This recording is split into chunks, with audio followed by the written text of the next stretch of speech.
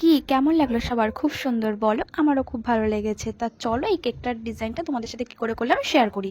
তো ফার্স্টেই ইন্ট্রোটা দিতে তো ভুলেই গেছি, ফার্স্টে ইন্ট্রোটা দিয়ে নিই। Hello everyone, welcome my page. চলে এসেছি নতুন একটা ভিডিও নিয়ে। তো দেখো আমি চলে আসলাম বাটারস্কচ ফ্লেভারের ওপর একটি কাস্টমাইজ মানে কেক নিয়ে। তো তোমরা পুরো ভিডিওটা দেখে আমাকে কিন্তু তারপরে কমেন্ট করো তোমাদের ঠিক কেমন লাগলো। আর তার জন্য পুরো ভিডিওটা দেখতে হলে তো আমার মানে স্কিপ করা যাবে না, পুরোটা কমপ্লিট করতে হবে। তো চলো আমি দেখো কীভাবে করছি। আর এই কেকটা অর্ডার করেছিল আমার মানে একটা বোন হয়, মানে বি ফ্রেন্ড। তো সেই বোনটা একটা অর্ডার করেছিল, এই কেকটা নিয়েছিল আমার কাছ থেকে। তো দেখো আমি তো সেভাবেই মানে যেভাবে বলেছিল যে দিদি এইভাবে করে দেবে, এই কালারটা দেবে এরকমভাবেই, তো আমি সেভাবেই করেছিলাম। তো আমি বোনের সাথে বলেছিলাম যে আমি ডিজাইনটাকে আমি চেঞ্জ করতে পারি, আসলে ও একটা ফটো দেখিয়ে বলেছিল ওরকম হবে। তা আমি বললাম যে একটা কেক তো বানিয়েছি ওরকম, তা আমি কি একটু চেঞ্জ করতে পারি ডিজাইন? তা বললো যে হ্যাঁ তুমি চেঞ্জ করতে পারো, কোনো প্রবলেম নেই, কিন্তু কালারটা সেম রাখো। আমি বললাম আচ্ছা ঠিক আছে, কালারটা সেম রাখবো। তো সেইভাবে দুটো কালার মিক্সড করে এই কালারটা নিয়েছিলাম, ইয়েলো আর রেড। তার জন্য দেখতে পাচ্ছ কালারটা একটু অন্যরকম। তো দেখো আমি তো এবার আমার না এই নজলটা খুব পছন্দের, টুনি নজল।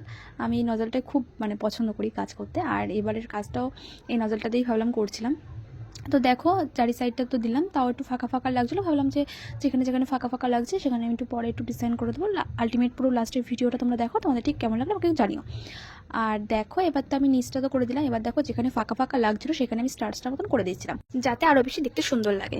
দেখো আমার তো প্রায় কমপ্লিট কেক ডেকোরেশনটা, আর কিছুটা বাকি আছে, এটা তোমাদের সাথে পরে মানে দেখাচ্ছি আস্তে আস্তে। তার আগে আমাকে বলা হয়েছিল মানে কেকের ওপরটা একটু মা লিখে দিতে, আসলে যে কেকটা মানে নেবে তার মায়ের জন্মদিনের জন্য।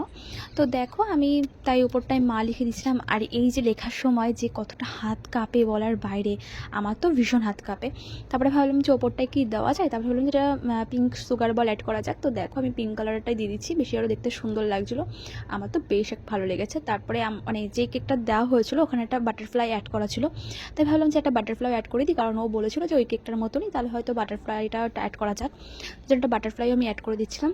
আর বাটারফ্লাই অ্যাড করার পর লাস্ট লুকটা তোমরা একটু দেখো, তোমরা প্রথমেই দেখে নিয়েছো, তাও তোমাদের সাথে একটু লুকটা পর শেয়ার করছি, তোমরা দেখো একটু ঠিক কেমন লাগছে।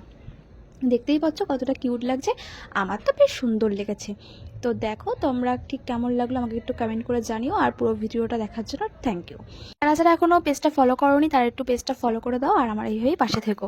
আর লাইক কমেন্ট শেয়ার করতে কিন্তু একদম ভুলো না, আর পারলে একটু পেজটা ফলো করে দিও। তো দেখো এটা ছিল কেকটার ফাইনাল লুক, তোমাদের ঠিক কালারটা বা ডিজাইনটা ঠিক কেমন লাগলো আমাকে একটু কমেন্ট করে জানিও। আর যারা যারা অর্ডার দিতে চাও আমাকে তারা ইনবক্স করতে পারো, আমি অর্ডার নিয়ে নেবো। তো দেখো এটা তো পুরো ফাইনাল লুক তোমাদের সাথে দেখিয়ে দিলাম, তাও একটু ভালো করে সাইডে দেখিয়ে দিয়েছিলাম যাতে আরও তোমাদের বুঝতে ক্লিয়ার হয়।